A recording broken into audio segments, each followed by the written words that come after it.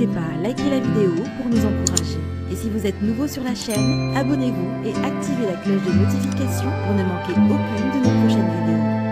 En fait, les amis, comme vous le savez, la réalité nous cache parfois la réalité. Et beaucoup de ces influenceurs nous vendent des rêves, voyages première classe, vie de luxe.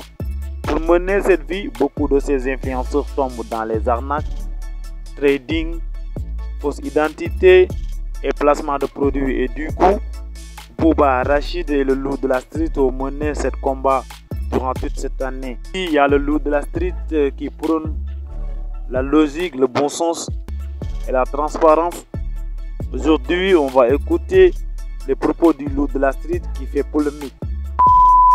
Bonjour loup de la street, vous pouvez saluer la MIFA. Salam la MIF. Et loup de la street, bonne année à toi et la MIFA vous souhaite aussi bonne année. Bonne année. Déjà bonne année à vous, hein. Bonne année. Bonne année. Je vous souhaite une bonne année. Et loup de la street, t'es musulman non? T'as pas le droit de nous souhaiter bonne année? Bien, vous pouvez nous expliquer tout ça? On veut savoir là. J'ai le droit de vous souhaiter une bonne année sans être un haraimiste ou pas? Est-ce que j'ai le droit? Je vous souhaite une bonne année. Autant que je vous souhaite une bonne journée, une bonne soirée, une bonne fin de journée. À la limite, peut-être bon anniversaire. Ouais, peut-être ambiguïté. Mais voilà, bonne année, bonne journée, bonne soirée. D'accord, quel est le but de souhaiter quelqu'un bonne année, bon anniversaire et bonne journée? Une forme de politesse, hein, pour ceux qui ne l'auraient pas encore compris, mesdames et messieurs. Ah ouais, les gens, voilà, ils m'ont rendu gueudin. C'est pas bien, c'est haram, faut pas dire bonne année, faut pas dire bonne fête, faut pas dire... Khoya, demain, il y a la fête des Scooby-Doo au chocolat fêtée par un mec tout nu sur les Champs-Élysées. Ils vont mettre des Scooby-Doo au chocolat avant un carton, je vais les acheter parce que j'aime la bouffe. C'est pas parce que je bouffe un produit que je fête forcément la fête qui correspond à ce produit-là. Si quelqu'un encore ne l'a pas compris, désolé de lui faire un rappel. Ah là là là, c'est comme les gens, tu sais, des fois il y a des gens, ils sont dans la religion, soi-disant. Après, je sais pas, hein, je suis pas dans le cœur des gens, je suis pas dans leur âme, je serai pas dans leur tombe et encore moins à leur jugement. Je pourrais rien faire pour eux, ils pourront rien faire pour moi. Mais une chose est sûre, c'est que t'en as, ils te dégoûtent de la religion. Des fois, t'as des mecs, par exemple, des petits jeunes, ils marchent, tu vois, ils ont un jean un peu craqué. Et ben, ils vont tomber sur des mecs avec une barbe qui vont leur dire c'est haram ce que tu fais, c'est haram. Là, le petit, il a envie de se sauver dans une église orthodoxe, tellement qu'il lui fait peur. Et moi, la famille, je vous ai souvent parlé de cette histoire-là, de cette anecdote qui est vraie, qui a existé, que j'ai vue de mes yeux. C'est cette histoire de cet ami, de cet homme qui est devenu un ami, qui a toujours été un ami, même quand il n'était pas dans l'islam et qui se bourrait la gueule du matin au soir.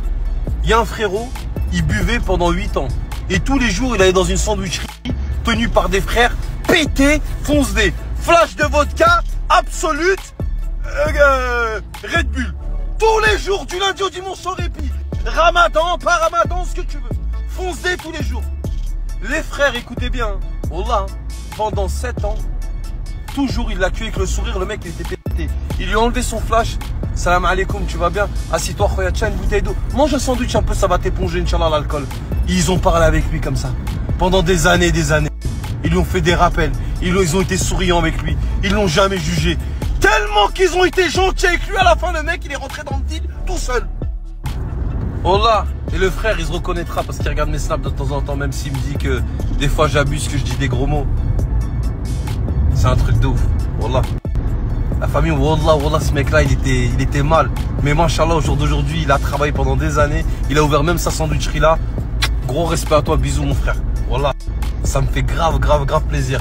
Et quand il était dans ce moment-là de détresse, parce que malheureusement, il a vécu des périodes sales dans sa vie, il a eu des vraies galères, il a connu la prison, il a connu la maladie, il a eu des accidents de voiture, il a perdu des gens de sa famille, il noyait son chagrin, sa dépression dans l'alcool. Il rentrait chez ses fameux frères musulmans qui tenaient une sandwicherie, bourré chez eux, il allait manger là-bas. Ils lui ont parlé gentiment pendant des années, avec un sourire, ils lui ont dit que ce qu'il faisait que c'était pas bien, qu'il se détruisait lui-même avant tout, et s'il voulait s'en sortir, qu'ils étaient là et d'essayer de faire sa prière et de revenir vers Allah. Ils lui ont demandé gentiment, poliment, souriant, sans lui crier dessus, sans le dénigrer. Et bah ce mec-là aujourd'hui, il est devenu quelqu'un de très bien. Et la famille, moi ce que je vous raconte, c'est des histoires vraies, c'est des anecdotes, c'est du vécu que j'ai vu de mes yeux, par le comportement des gens, Quand je vous raconte des histoires, c'est des histoires qui sont réelles. C'est pas des histoires d'un candidat de télé-réalité qui a 18 ans. Qu'est-ce que tu as à nous raconter? Ben, je pense qu'une fois, Charlotte a sucé Thomas, mais c'était hors prime, hors caméra. C'est quand même un gros dos. Hein. Ouais, c'est un gros dos, ça. Tu veux la première info ou pas? C'est pas des informations de merde. C'est du vécu réel qui existe vraiment, que j'ai vu de mes yeux. Donc moi, tu vois, je sais que le bon comportement, que tu sois musulman, prêtre, moine Shaolin, quand tu es souriant avec les gens et que tu es poli et que tu as envie de faire du bien, c'est souvent la meilleure façon d'intégrer les gens vers la bonne voie, la voie de la raison, la voie de pas conduire vite, la voie de pas se bourrer la gueule, la voie de faire ses 5 prières quand tu es musulman, la voie de tout. La gentillesse et le sourire, pour moi, c'est la base. Mais tu viens, tu dénigres, tu cries, tu prends tes sourcils. Moi, je vais vous donner un exemple, la famille, réel. Des fois, il y a des frères qui nous arrêtent dans la rue, qui nous font des rappels. Il y en a qui le font des fois de manière un peu virulente. Franchement, c'est pas que t'as pas envie de les écouter, c'est que même s'il dit de venir à la mosquée après, tu vois, c'est... Après, j'ai pas besoin de lui pour me dire si je vais aller à la mosquée ou pas, tu vois, c'est ta foi ton âme qui a envie d'y aller ou pas. Hein. On peut te faire 25 rappels par jour. Si t'as pas envie d'y aller, Dieu guide qui il veut. Hein. Tu vois, ça faut se le rentrer dans la tête, ça aussi. Mais il y a quand même une façon de s'adresser aux gens.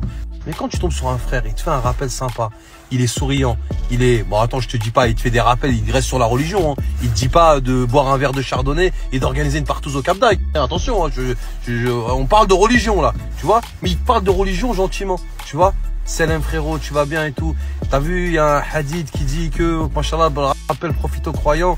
Donc, Inch'Allah, ce soir, on est à la mosquée. Si vous voulez faire salat al-Isha, vous venez et tout. Allez, salam alaikum. Même toi, tu rentres chez toi, tu penses à ce qu'il t'a dit, tu dis, franchement, il a faim. Même toi, tu rentres chez toi, tu dis, franchement, le frère, tout à l'heure, il a pris 20 minutes de son temps.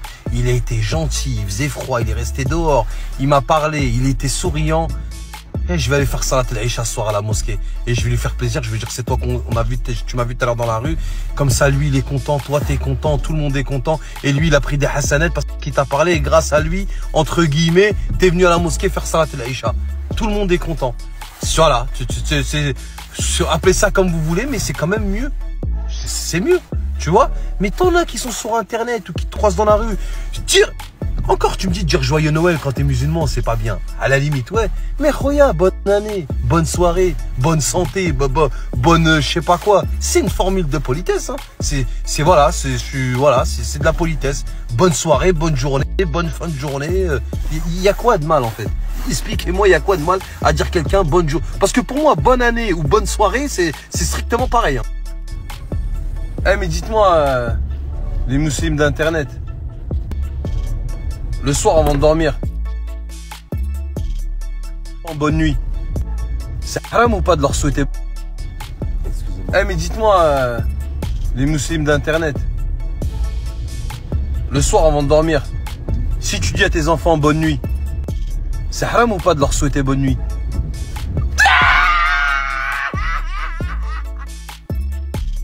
Et je savais que ça va arriver, je savais que tu vas comprendre que c'était toi.